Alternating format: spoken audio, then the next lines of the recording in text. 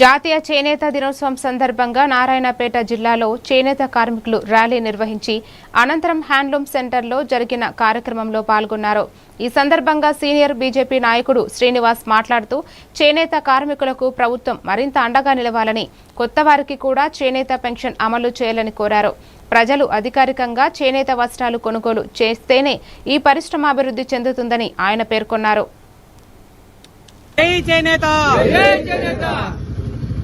ఈరోజు జాతీయ చేనేత దినోత్సవం సందర్భంగా నారాయణపేట జిల్లాలో ఉన్నటువంటి చేనేత కార్మికులందరూ కూడా ఒక ర్యాలీగా వెళ్లి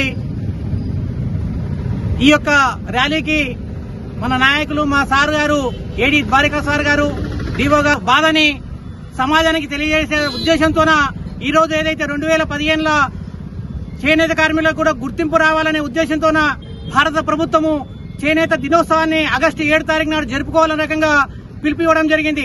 అందులో భాగంగానే ఈ రోజు ఈ నారాయణపేట జిల్లాలో ఉన్నటువంటి అన్ని సంఘాలు గాని చేనేత కార్మికులు ఒక వేదిక మీదకి వచ్చి మన సమస్యల్ని ఏడీ గారికి విన్నవించి, ఇది ప్రభుత్వానికి కూడా విన్నవించి చేనేత కార్మికుల ఐక్యత ఉండాలనే రకంగా ప్రజలందరూ కూడా ఈ చేనేత వస్త్రాలన్నీ కూడా ధరిస్తే మాకు ఉనికి ఉంటది, మాకు ఉపాధి దొరుకుతుంది అనే సంకల్పంతోనే ఇది చేనేత దినోత్సవాన్ని ఏర్పాటు చేసుకోవడం జరిగింది.